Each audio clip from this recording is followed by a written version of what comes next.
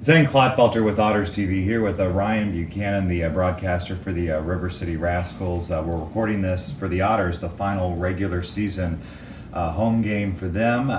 Obviously, this has been a compelling series. I wasn't here Friday, but had you ever seen something like what you saw? No, and the funny thing is I talked to the players and neither had they. And some of the guys have been in the league quite a while.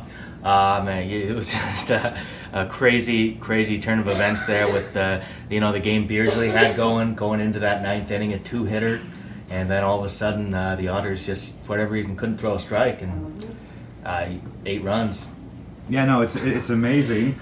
Evansville coming off a sweep of Southern Illinois, a 5-0 lead early on in that game, and then, 8 runs in the ninth inning, lose 8-5.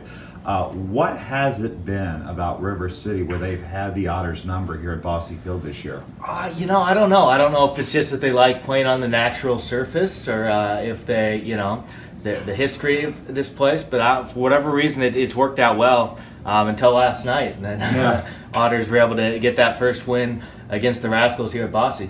River City, kind of like the Otters, they've had some extended winning streaks, and then they've gotten into some of those lulls that you find at times in a 96-game schedule. So as we kind of approach the final week of the regular season, the playoff race is so compact. So what are going to be keys for both, for River City?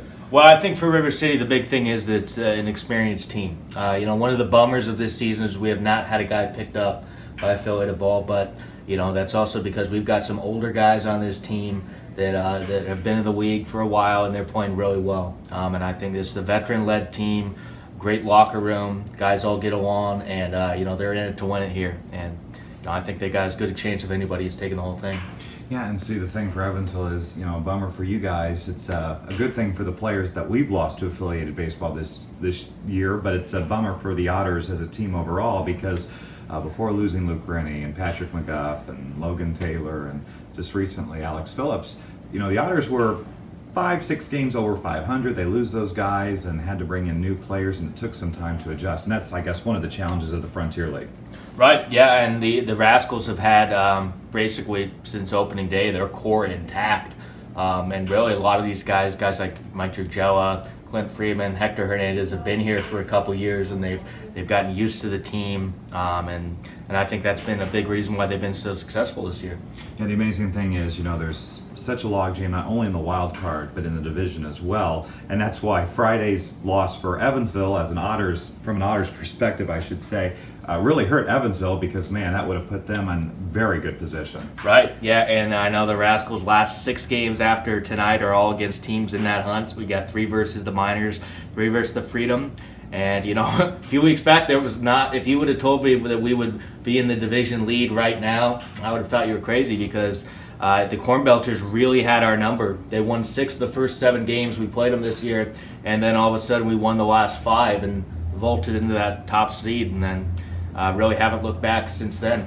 Yeah, see, Evansville, it's a mixed bag over the final 6 games because Tuesday through Thursday you have a team playing out the rest of its schedule in Gateway that's in last place in the West Division, and then you have Normal over the final 3, and they're of course in a division race as well as the wild card. So it is going to be very interesting. Real quick before you leave, I want to ask, outside of your home ballpark, Carshield Field, which I've been there before, 2016 in the Frontier League Championships Series, did games on radio there, and great people. Outside of that ballpark, what is your favorite in the Frontier League? That's a tough one because there are some good. Obviously, Bosse's up there. Bosse's probably right up there, I'd say, with Joliet. I really like Route 66 Stadium they have out there because it's kind of in the heart of the city. Has an old school feel, but still with the modern amenities that you have. Whereas Bosse's great from a historical perspective. So yeah, it's a toss up between those two, I think.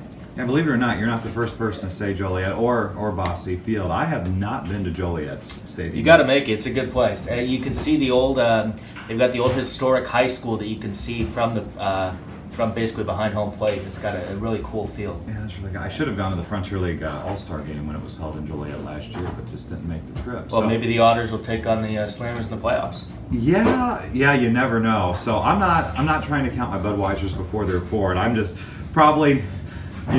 This time next week, I'll look at the standings and I'll see if we're in. And if we're in, great. I have 2 more games here at the ballpark at least. And if not, well, then prepare for 2019, right, Preston? So it is what it is. But he's Ryne Buchanan, the voice of the River City Rascals. I'm Zane Clodfelter, and this has been Otters TV.